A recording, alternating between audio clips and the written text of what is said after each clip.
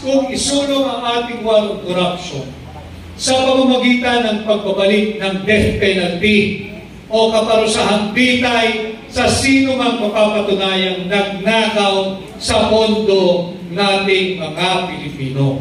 Huwag natin silang pabayaan na hindi managot sa kasalanang ito, tagos sa buto ang kanilang pagkukulang sa sambayan ng Pilipino. Yung utang natin ay 17 trillion pesos na. Wala pang 3 taon siguro, 17 trillion pesos na ang utang natin mga Pilipino. At ngayong taong kasalukuyan, 2025, mangungutang na naman somewhere between 1 trillion to 2 trillion pesos ang Marcos administration. Lubog na tayo sa utang. Pero hindi natin maramdaman kung nasaan ang pera natin mga Pilipino. Atin silang singilin. Maraming salamat at magandang hapon na sa inyong lahat.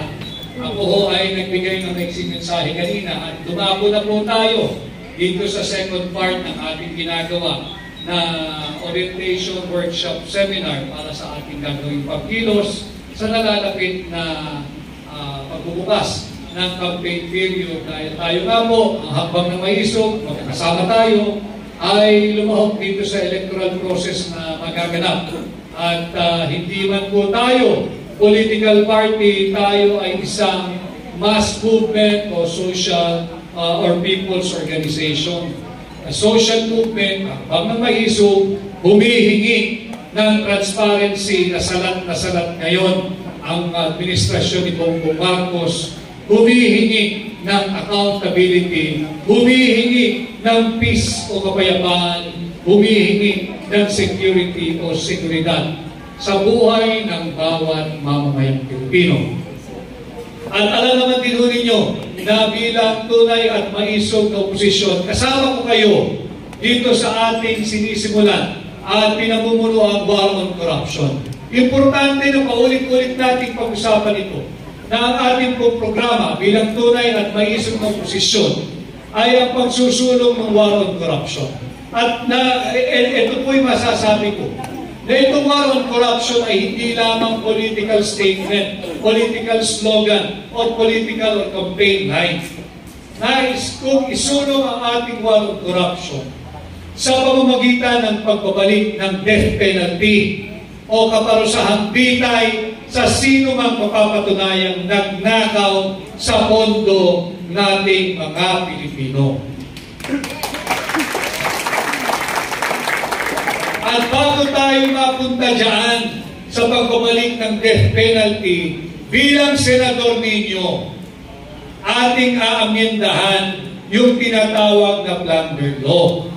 Kinakailangan maipababa natin ang threshold mula 50 million to 5 million pesos at kapag nakapagnakaw na ng 5 million pesos, pwede ka nang kasuhan ng plunder.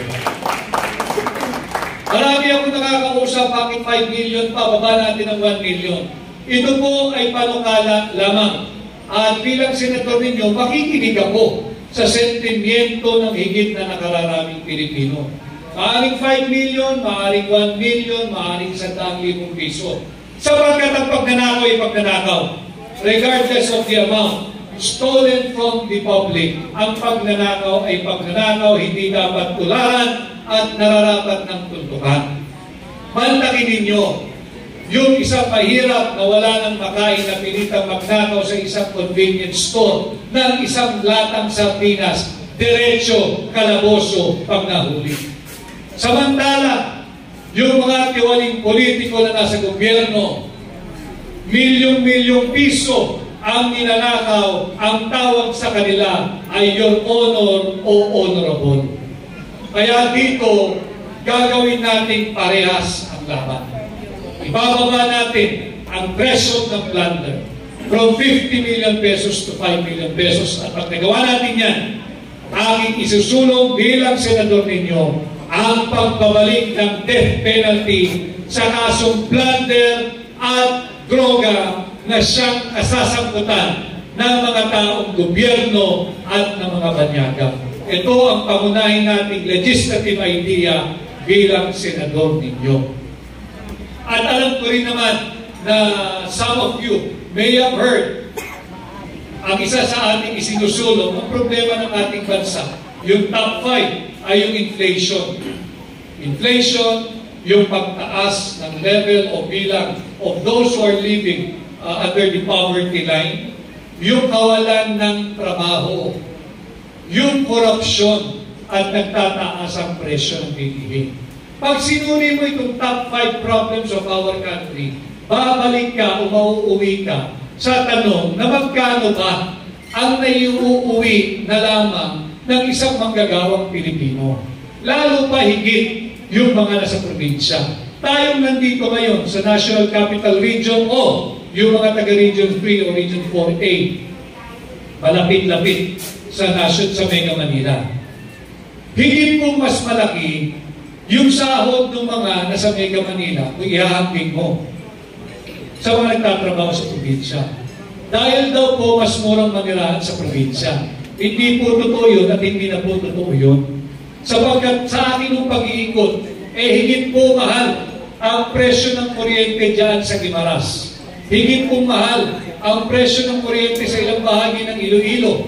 At higit po mahal ang presyo ng ibang bahagi dyan sa Mindanao. Kung ihahambing mo sa Mega Manila, kung ang ating comparison ay yung per kilowatt hour.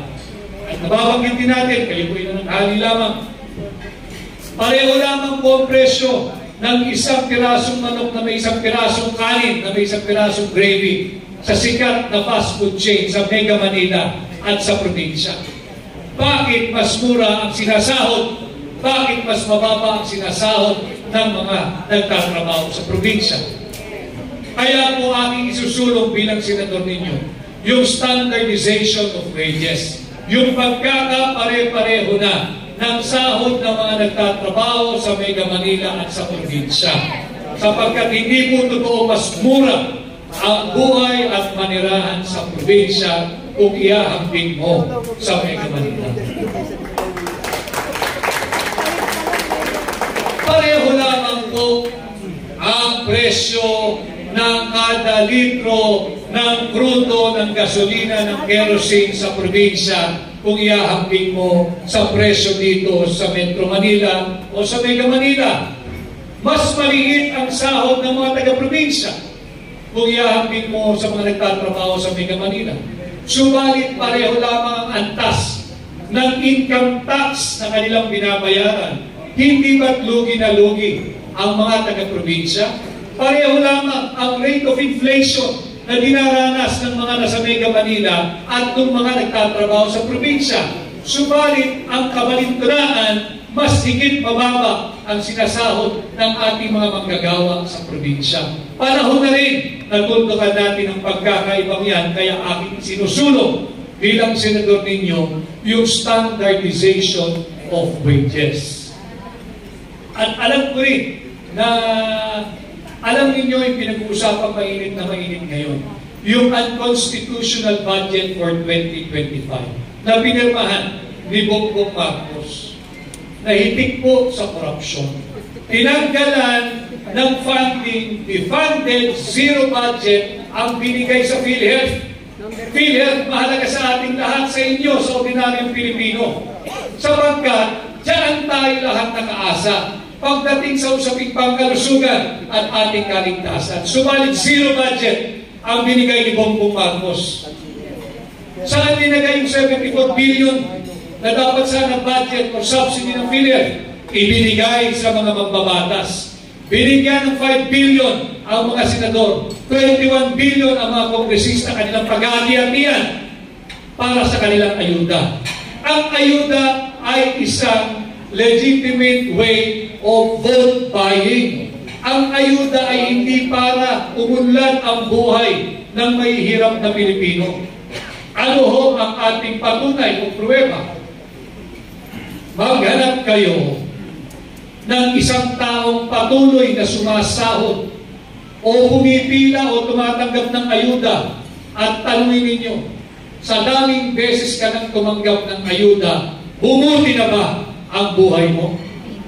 Sa daming beses na tumanggap ka ng ayuda, umunlad na ba ang buhay ng pamilya mo? Walang magsasabi na ni isang taong bunuti ang kanyang buhay sa ayuda. Subalit maraming tiwaling tao ng gobyerno na higit kumakapal ang bulsa dahil diyan sa ayuda. Dapat na rin puntukan yan. Kailangan malinaw sa atin ito. Yung mga kagaya kong aplikante ninyo bilang senador, kinakailangan alam yung core function ng isang mambabatas. Core function o sentrong trabaho o alituntunin ba ng isang mambabatas ang magbigay ng ayuda? Ang trabaho ng mambabatas ay bumalangkas ng batas. Ang trabaho ng mambabatas ay magpasa ng batas, mag-amenda, mag-repeal, at mag-introduce ng bagong batas. Hindi trabaho ng mambabatas, senador ka man o kongresista, mamigay ng ayuda. Yan ay trabaho nararapat doon sa mga napapabilang sa tinatawag nating miyembro ng Executive Department. Ang pagbibigay ng ayuda, dapat yan hayaan mo na sa mga LGU, sa governor, sa city mayor, sa municipal mayor, sa barangay captain. Why? Sapagkat yung LGU, yan ang may totoong listahan kung sino ang nangangailangan ng tulong o ayuda mula sa pamahalaan. Meron silang ginagawang periodic census, di po ba? Meron mga social services department, ang barangay, ang munisipyo, ang syudad, ang probinsya. Trabaho ng LGU yung pagbibigay ng ayuda. Merong totoong listahan ang LGU kung sino lang ang nararapat bigyan ng ayuda. At nalalaman ng LGU kung hanggang kailan o hanggang saan lang dapat magpatuloy pagbibigay ng ayuda. Hindi ng mga mambabatas. Busy-busy yung ating mga kongresista, kabibigay ng ayuda, kabibili ng boto, ano nangyari? Nagpasa sila ng isang unconstitutional budget for 2025. Yan ang nagiging dahilan, yan ang nagiging resulta pag busy, namumulitika at nakikialam sa trabaho ng Executive Department ang ating mga mambabatas. At higit pa riyan, tatandaan ho ninyo, yung ayuda, dalawa lamang ang pinagkukuhaan ng pondo niyan. Yung buwis na binabayad ng mga manggagawa, ng mga negosyante, at ng mga iba pang kumikita, at yan ay hindi sapat. Hindi sapat yung buwis na yan, yung revenue collection ng gobyerno. Kumuha po yan sa tinatawag nating utang. Whether foreign funded or domestically funded, mangungutang ang gobyerno. Kasi lagi namang shortfall ang gobyerno eh. Bakit? Dahil sa korupsyon. Kaya nga natin pinangungunahan yung warong korupsyon eh. Mangungutang ang gobyerno. Bakit kinakailangan pakialaman ng national government? Yan ayuda. Hindi core function ng national government ang pagbibigay ng ayuda. Dapat yan ibigay mo na sa LGU. Tingnan ninyo yung mga pahayagan, yung mga social media sites, yung new media. Laging napapabalita na mayroong surplus o sobrang pera ang mga LGU. Mas mayaman ang LGU kaysa national government. Bakit pa pinakikilaman pa yung ayuda ng national government? Bakit ba ayaw bitawan ni Bongbong Marcos? Bakit ba ayaw bitawan ni Martin Romualdez? Dapat yan ibigay mo na sa LGU. Dahil ang LGU, sobra-sobra ang pera. Meron silang excess fund para ipagpatuloy ang ayuda. At alam ng LGU kung dapat bang magpatuloy ang ayuda o dapat itigil na. Imbis na ayudang atupagin ng national government, dapat pinondohan nila yung Department of Education. Sapagkat kulilat na ang estudyanteng Pilipino pagdating sa sukatan, sa kaalaman at nalalaman.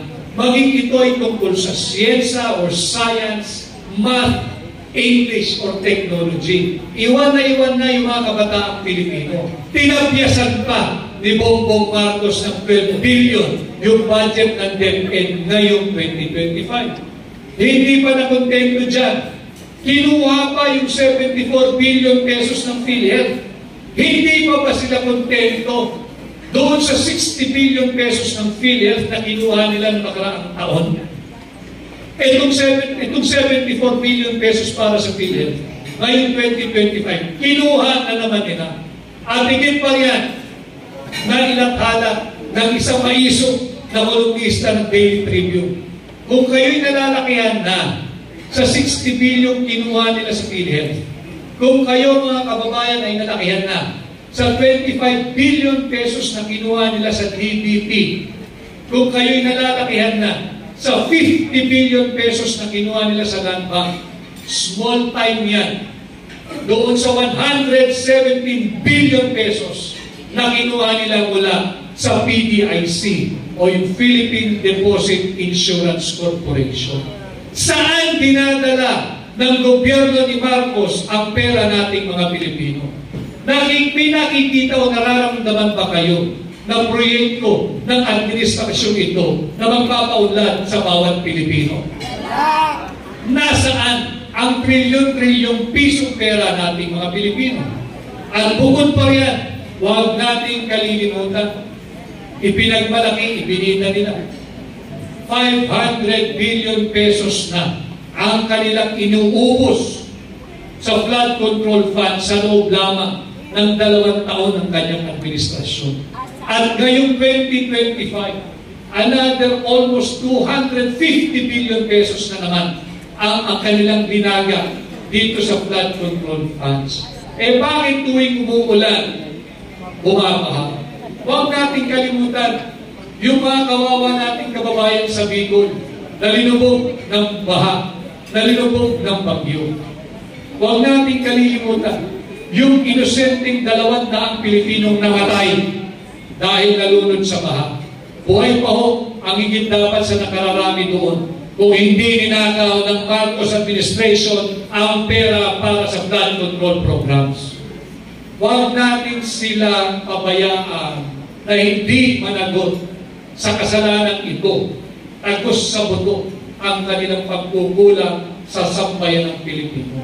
Kaya lagi kong sinasabi, patuloy kayong mag-ingay sa inyong mga iba't ibang pamamaraan, sa inyong community, sa inyong association, kung meron kayong social media page or platform, mag-ingay kayo, karapatan niyo yun. Iparating natin sa higit na nakararami nating kababayan na tayo nagkakaisa na higit na talamak ang korupsyon sa ilalim ng Marcos administration at dapat na itong tuldukan. Yung utang natin ay 17 trillion pesos na. Wala pang 3 taon si Bongbong, 17 trillion pesos na ang utang natin mga Pilipino. Tayo dito sa bulwagang ito, meron tayong pagkakautang ng hindi bababa sa 140,000 pesos each. Sapagkat babayaran natin lahat yan.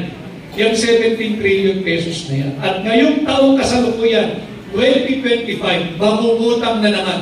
Somewhere between 1 trillion to 2 trillion pesos ang Marcos administration. Lubog na tayo sa utang.